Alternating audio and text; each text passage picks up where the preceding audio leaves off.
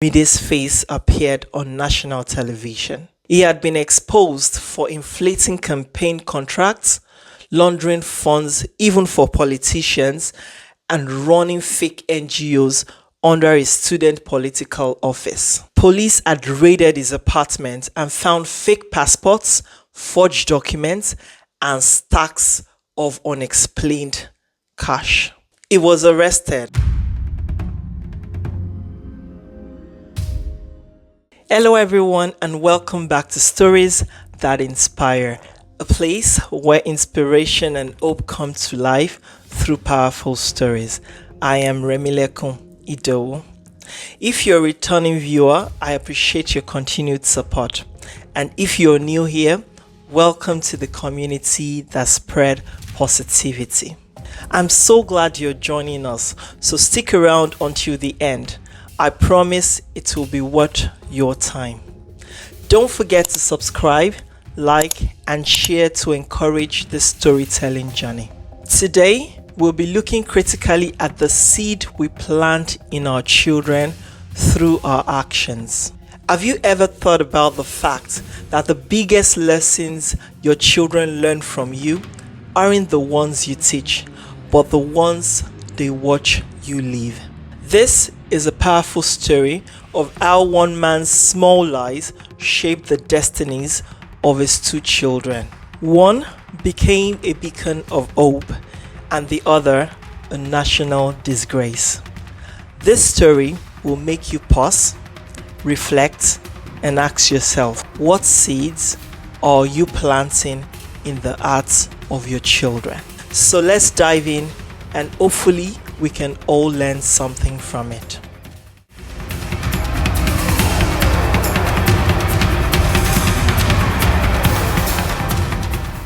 In a modest suburb, tucked just a few kilometers from the city center, lived the Adebayo family. Mr. Adebayo, a midlife civil servant, was a man of routine, neatly dressed, well-spoken, and respected by his peers. His wife, Mama Adebayo, ran a small but faithful tailoring business from home, stitching clothes with her hands, stretching every naira to feed her family. They have two children, Mide and Tolu. On the outside, theirs looked like a simple home, quiet, decent, and respectful. But behind those walls, seeds were being planted. It all really started small. Mide, anytime Uncle James visits again, you and your sister will now tell him you both attend an expensive international school on the island. Mr. Adebayo instructed casually one evening at the dinner table. But Daddy, we go to a public school. Mide was about to complete his sentence when suddenly Mr. Adebayo hushed Mide, waving his hands. You kids better learn early. It's called packaging. Now who's sharp, they survive for this world. Tolu looked down, confused. Mide grinned. Mide started to admire his father's lifestyle. To him, Daddy was the smartest man alive. He could talk his way out of anything. When visitors came over, he would hear his father brag about everything. We just returned from our holiday in Dubai last month. Oh, my father left me a house in Banana Island. The kids are attending an elite school. They are topping the class. Many times, they will rent luxurious cars for occasion they were invited to, just to brag that they were very wealthy.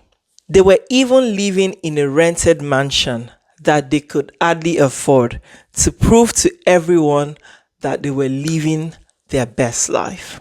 Other times, Mr. Adebayo would lie over the phone that he was out of the country, or make his children pick up the calls when his friends called him, so that his family would lie for him that he was out of the country on a business trip. They had even lied many times to reduce their children's ages to get discounts at restaurants, parks, and many other occasions where younger children had to pay less. None of this were true, and his wife and kids knew it. But Mide loved the way his father's lies dazzled people, and his lies kept him in the circle of rich friends. So much so that he began to see dishonesty as a sign of cleverness and a power to manipulate people. And so the seeds took root and lies became normal. At school, Mide quickly became known as the smooth talker. He could explain his way out of any punishment, twist stories in his favor, and forge his mother's signature like a professional. One day, when he failed an important exam, he went straight to the principal's office and claimed his sister was in the hospital and his mind wasn't focused. So he got a second chance to rewrite the exam. His lie worked and his belief grew. Another time, Mr. Adebayo missed Mide's PTA meeting because he forgot, but told Mide to tell his teacher that he had traveled for an urgent business meeting. Mide told the lie perfectly without thinking twice about it. Meanwhile, Tolu struggled. Each time a father or brother told a lie, something inside tightened. She would ask her mom, "Why does daddy say things that aren't true?" Mama Adebayo, tired and overwhelmed with trying to keep up with the lifestyle, would just sigh, "He's doing his best for us, my dear." But the lies kept coming. One evening, Mr. Adebayo was having his usual conversation with his family, and Mama Adebayo mentioned that a church member, Mr. Okeke, who they all knew, just bought a car.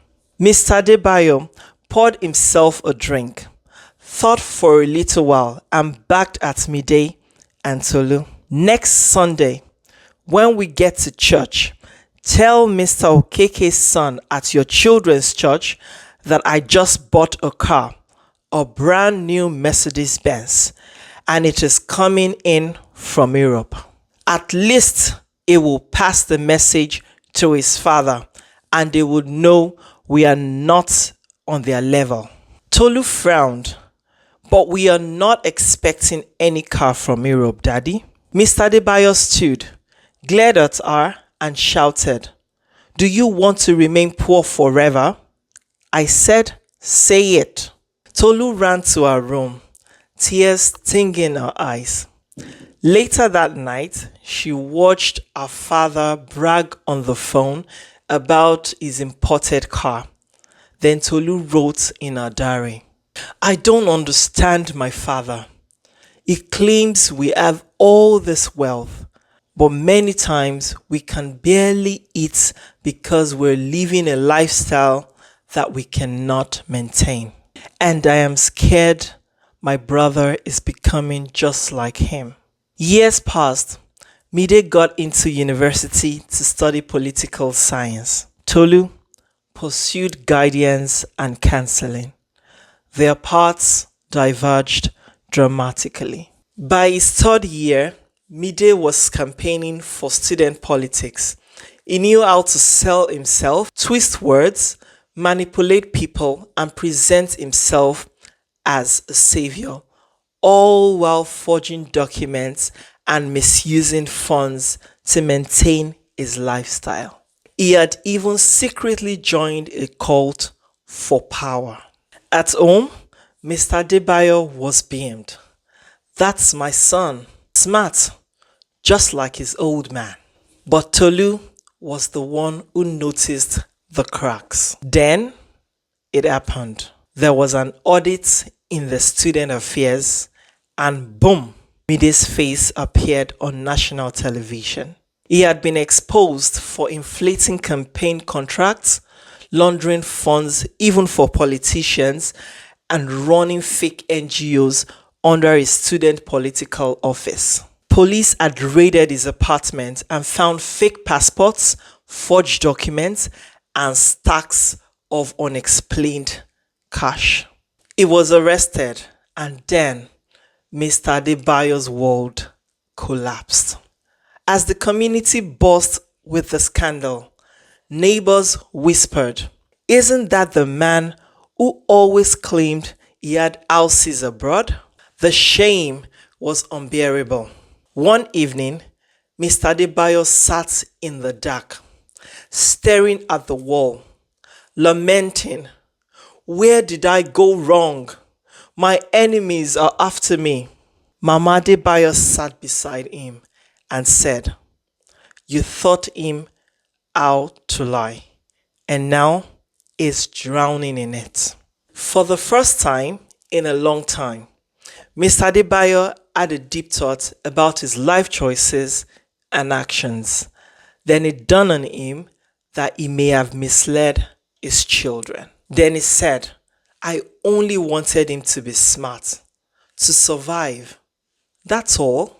Tolu, on the other hand, devastated but determined, chose a different path despite all odds. She started a local youth group, teaching kids about values, integrity, and self-worth.